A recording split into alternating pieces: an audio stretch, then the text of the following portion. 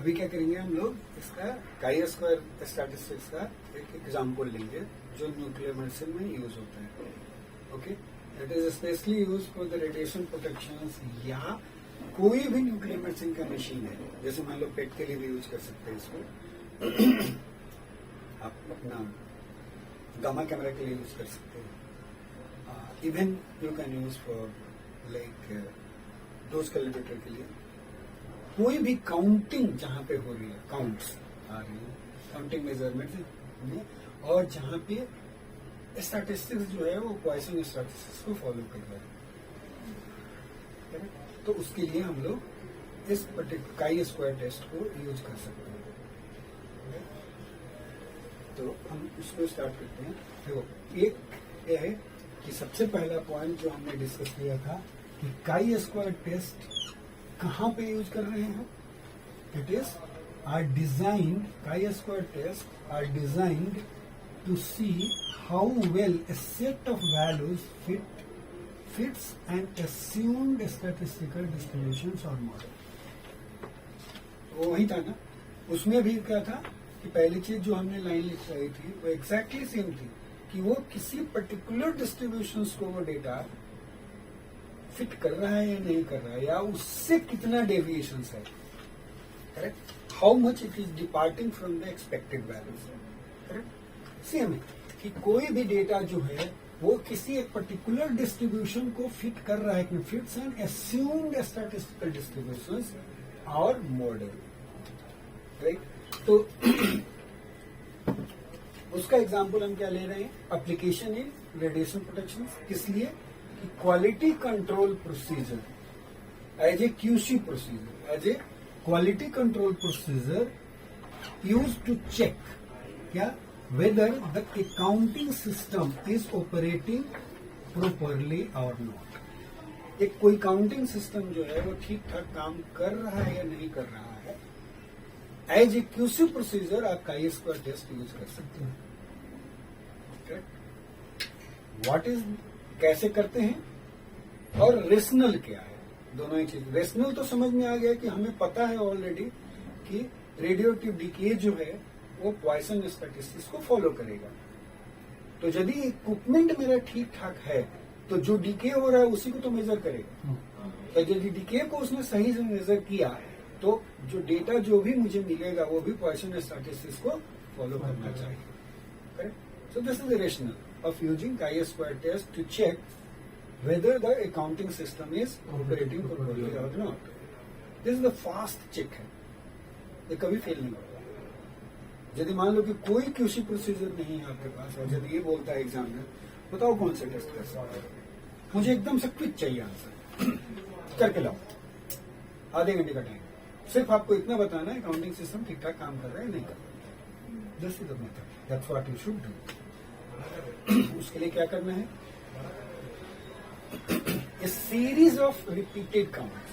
क्या बोल रहे, a series of repeated counts are made over time intervals of fixed duration. एक कोई भी टाइम फिक्स कर लीजिए, राइट, टाइम ड्यूरेशन, और उसी टाइम ड्यूरेशन में आपको एक से ज्यादा सैंपल लेना. Series of repeated measurement, all condition has to be identical, कुछ चेंज नहीं करना है.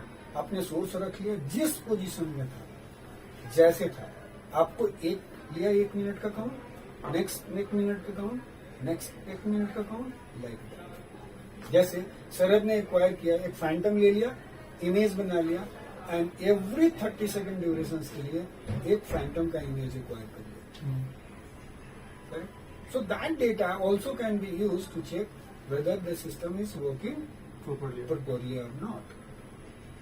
क्योंकि उसमें टोटल काउंट मिल जाएगा मुझे, हर मेजरमेंट में मैं इमेज पे डालूंगा हर बार, राइट, और टोटल काउंट मुझे मिल जाएगा, और वो टाइम ड्यूरेशन भी फिक्स है. Correct, so what we are suppose to do, a series of repeated counts are made over time interval of fixed duration. Correct, if the counter is fluctuating, correct, as it should be, जैसे उसको fluctuate करना चाहिए. मान low voltage fluctuation होएगा, बहुत सारी चीजें जो काउंटर के अंदर होती हैं, जैसे मान लो कि रेडियो एक्टिव जो डिके हो रहा है वो गामा फोटोन क्रिस्टल के साथ इंटरेक्ट करेगा, वो एक नंबर ऑफ फोटोन्स निकालेगा, फिर वो फोटो मल्टीप्लायर ट्यूब पे पड़ेगा, और photo multiplier tube depending on the light, right, वो भी निकालेगा। और आपको पता है कि जो लाइट सेम अमाउंट का एनर्जी भी यदि फॉल हो रहा है तो लाइट जो इमिट हो रहा है उसमें भी फ्लक्चुएशन होते रहता है, वो एग्जैक्टली सेम इंटेंसिटी का नहीं निकलेगा, करेक्ट। तो वो फ्लक्चुएशन जैसा होना चाहिए वो हो रहा है। उसी तरह से जो नंबर ऑफ फोटोन जो इलेक्ट्रॉन कन्वर्जन जो हो रहा है पीएनपी से, वो भी एग्जैक्टली सेम नहीं होगा, उसमें भी वेरिएशंस होता है, वो भी फ्लक्चुएशंस होता है। सो क्या बोल रहे हैं, if counter is fluctuating as it should, जैसे उसको करना चाहिए उस वे में यदि वो फ्लक्चुएट कर रहा है, तो द ऑब्जर्व्ड फ्लक्चुएशंस जो होगा in the number of counts, जो observe fluctuation in the number of count, जो नंबर ऑफ काउंट जो मिलेगा उसमें फ्लक्चुएशन जो होगा are expected to be random, इसलिए वो भी रैंडम होना चाहिए, correct. And it should be consistent with Poisson statistics. क्यों? क्योंकि रेडियो एक्टिविटी जो है वो पॉइसन स्टैटिस्टिक्स को फॉलो करता है, correct correct. So this is the rational. अब क्या है, यदि मान लो कि वो पॉइसन स्टैटिस्टिक्स को तो फॉलो कर रहा है, correct, the observance of abnormally large or small fluctuations would indicate the possible malfunction of the component of counting system. This is your hypothesis. जैसे उसको फ्लक्चुएट करना चाहिए था वैसा करता है, वैसा ही आना चाहिए, काउंट रैंडम होना चाहिए, पॉइसन स्टैटिस्टिक्स को फॉलो करना चाहिए। अब हम क्या हाइपोथेसाइज कर रहे हैं, यदि हमें एबनॉर्मली लार्ज कोई फ्लक्चुएशंस मिलता है, काउंट बहुत ज्यादा मिलता है या काउंट बहुत कम मिलता है, राइट, दोनों ही केस में would indicate the possible malfunction, कोई ना कोई उस काउंटिंग सिस्टम का कंपोनेंट खराब है। क्या है वो इंजीनियर डिसाइड करे, लेकिन एटलीस्ट यदि इस स्टैटिस्टिक्स को फॉलो नहीं कर रहा है तो इक्विपमेंट में कुछ न कुछ खराबी है, वो परफेक्टली प्रॉपरली वर्क नहीं कर रहा है, समझ। अब लेते हैं एक एग्जांपल, राइट। अभी हमने क्या किया, 20 इंडिपेंडेंट 1 मिनट रीडिंग ली है, taken with counter under identical conditions. मान लो वेल काउंटर में आपने सोर्स रख दिया, 1 मिनट का लगा दिया टाइमर, और रिपीटेड आप मेजरमेंट लेते जा रहे हो, कुछ चेंज नहीं कर रहे। पहला काउंट आया मान लो 11, दूसरा इंटरवल में 12 काउंट आया, तीसरे में 5 आ गया, चौथे में 13 आ गया, पांचवे में 10, लाइक दैट। ये जो है काउंट के ऑब्जर्वेशन है, और ये 20 रीडिंग्स आई। Now you have to say whether this equipment is working properly or not based on chi-square। ऐसे एग्जाम में क्वेश्चन पूछ सकते हैं आपसे, क्लियर। अब इसको कैसे सॉल्व करेंगे, कैसे सॉल्व करेंगे, सॉल्व करेंगे हमें chi-square स्टैटिस्टिक्स का वैल्यू निकालना पड़ेगा फॉर ऑल 20 मेजरमेंट्स, समझ गए, क्लियर। तो 20 मेजरमेंट्स के लिए हम जब निकालेंगे तो यहाँ पे क्या करना है, देखो ये फॉर्मूला में क्या है, ni माइनस n का बार एक्सपेक्टेड वैल्यूज। तो इतने काउंट्स मुझे मिले ni के अलग अलग 20 मेजरमेंट्स में, तो एक्सपेक्टेड मतलब मीन, एक्सपेक्टेड का मतलब मीन, राइट, समझ गया। तो ये सबको जोड़ देंगे, total I will sum, correct, और सम करके किससे डिवाइड करेंगे, 20 से, तब जाके एक्सपेक्टेड मिलेगा ना। इसका मीन निकालेंगे ना सबसे पहले, इसका क्या करेंगे हम लोग, मीन निकालेंगे, ये सारे को जोड़ेंगे और जोड़ करके कितने से डिवाइड करेंगे, 20 से, राइट। सो एन एक्सपेक्टेड पहले निकालना पड़ेगा, करेक्ट। तो उसके लिए क्या करेंगे, N expected will be equal to sigma of i is equal to 1 to 20 और ni divided by n, correct ना? नंबर ऑफ ऑब्जर्वेशन होगा। तो इसका वैल्यू जोड़ के कितना आ रहा है?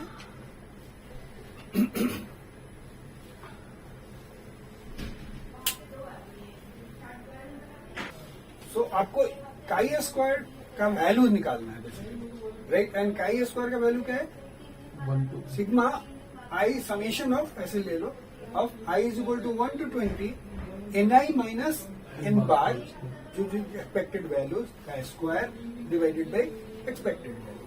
तो एक्सपेक्टेड वैल्यूज निकालने के लिए हमने ऐसे करा, तो क्या मिला हमें? ये सबको जोड़ा, राइट, एन आई को, तो 192 आता है, करेक्ट? 198 192 क्या? 192 सर 29.6 हाँ। 92 तो 192 डिवाइडेड बाई 20 कितना बना? 9.6 9.6, करेक्ट? हाँ। अब आप जो है आप ऐसा बनाएंगे टेबल, टेबल में आप एक कॉलम मैं दिखा रहा हूं, बाकी आप बनाएंगे, राइट? ये बना आई, ये बना एन आई, करेक्ट? और दूसरा कॉलम बनेगा एन आई माइनस एन बार, करेक्ट? ठीक है ठीक है जी। एन आई माइनस एन बार। अब देखिए पहला वैल्यू क्या है? 1 और ये है 11, राइट? एन आई माइनस एन बार कितना होगा? 11 minus 9.6 is equal to how much? 1.6 यानी कि 1.4 करो करो, करके बताओ, करके बताओ। 1.4 हम्म? 1.4 ठीक है, तो कितना बना? 1.40, करेक्ट? दूसरा वैल्यूज 12 क्या है? 12, 2.4 तो बना 12 माइनस 9.6, करेक्ट? कितना बना? 2.4 2.40 एंड सो ऑन। ऐसे करके बना लोगे, हाँ Right. सर। सर ये माइनस में आ जाएगा जब कुछ भी है माइनस में है तो आएगा। उसको कर दो। ओके ओके, उसके बाद क्या बोला? देखो एन आई माइनस एन बार निकाल लिया, अब लेकिन हमें निकालना क्या है? एन आई माइनस एन बार का होल स्क्वायर, राइट? सही है, इसी का स्क्वायर कर देंगे। बढ़िया, ठीक है जी। सो एन आई माइनस एन बार उसका होल स्क्वायर कितना आएगा? 14,700 कुछ। देखो करके, ठीक है 96 आएगा 14 का स्क्वायर। ठीक है, 14 का स्क्वायर 196 ही आता है, और 2 के बाद डेसिमल आ जाएगा, हाँ 1.4 इंटू 1.4 था ना? हाँ ठीक है, तो 1.96 हो गया, करेक्ट? और दूसरा क्या बनेगा? ये 24 है, तो 576, हाँ 576 फिर 2.4 का दो के बाद डेसिमल आ जाएगा, लाइक दिस। तो ये सारे करो, करके मुझे बताओ टोटल सम। 20 का। यस, पॉश, ठीक है, राइट? देखो हमने क्या कैलकुलेट कर लिया? सबसे पहले कैलकुलेट किया था expected values N bar, right, which was 9.6, okay, which was 9.6। उसके बाद हमने क्या कैलकुलेट किया? सिग्मा, राइट, दिस पार्ट, ये एन माइनस एन आर, हाँ, या एन आई माइनस एन बार, उसका whole square summation of from I is equal to 1 to 20। तो ये वैल्यू आया कितना हमारे पास? 202.8, करेक्ट? नाउ अब आप एक देखो एक चीज, ये दो वैल्यूज तो मुझे मिल गए। यदि हम इसका वेरिएंस कैलकुलेट करेंगे, जो भी मेरे पास डेटा जो था, तो वेरिएंस का फॉर्मूला क्या है? Again summation of N I minus N bar whole square, right, divided by N minus 1, correct? ये वेरिएंस निकालने का फॉर्मूला है। तो हमने क्या किया 202.8 जो इसका वैल्यू निकाला था डिवाइडेड बाई 19 क्योंकि 20 मेजरमेंट थे तो 20 में से एक माइनस कर लिया 19 तो 19 से डिवाइड कर दिया तो क्या वैल्यू आया मेरे पास 10.67 करेक्ट और मेरा मीन कितना था 9.6 था हाँ मीन जो एक्सपेक्टेड वैल्यू जो था जो एन बार जो था एन बार वाज जो था वो कितना था 9.6 अब ये देखो ये दो वैल्यूज को देखो दिस टू वैल्यूज मीन 9.6 और variance 10.67 so they are very close together 9.67 and 10.67 is very close हाँ. right और पॉइसन स्टैटिस्टिक्स का एक कैरेक्टरिस्टिक्स क्या है कि mean is equal to variance और यही यूज करते हो तुम पॉइसन स्टैटिस्टिक्स में यही करते हो कि जो काउंट जो भी एक ही काउंट यदि लेना है जो काउंट एब्जॉर्ब हुआ वही मीन भी है और वही वेरिएंस भी होता है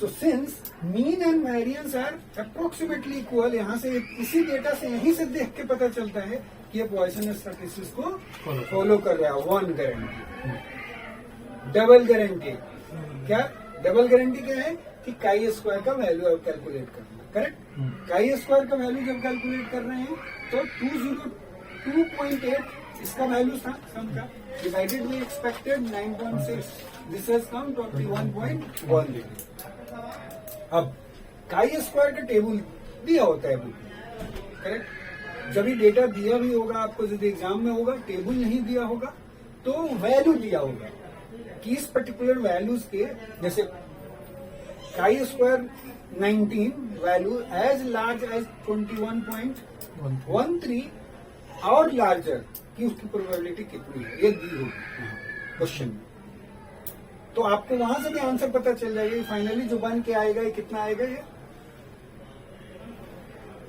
काई स्क्वायर का डेसिमल का वैल्यू यही आने वाला है तभी ये प्रोबेबिलिटी का वैल्यू दिया हुआ है एग्जामिनर में अदरवाइज वो देता नहीं टेबल नहीं दिया तो ये दिया है वैल्यू इसका मतलब फाइनल जो भी कैलकुलेशन मुझे करके दिखाना है एक क्रॉस चेक करने का आपके पास फैसिलिटी हो जाएगी ये वैल्यू नहीं आ रहा है इसका मतलब कुछ ना कुछ गड़बड़ है मेरे कैलकुलेशन में मेरे प्रोसीजर में करेक्ट तो यदि मान लो कि ये वैल्यू दिया हुआ है राइट कि उसकी प्रोबेबिलिटी कितनी है कि 2.13 के बराबर या उससे ज्यादा होने की प्रोबेबिलिटी क्या है एज लार्ज एज दिस और लार्जर उसकी 0.3 है and thus the event is not rare और सिग्निफिकेंट नहीं है बहुत ज्यादा प्रोबेबिलिटी होती है तो वो रेयर होता है correct and thus we conclude counter is working properly thank you thank you sir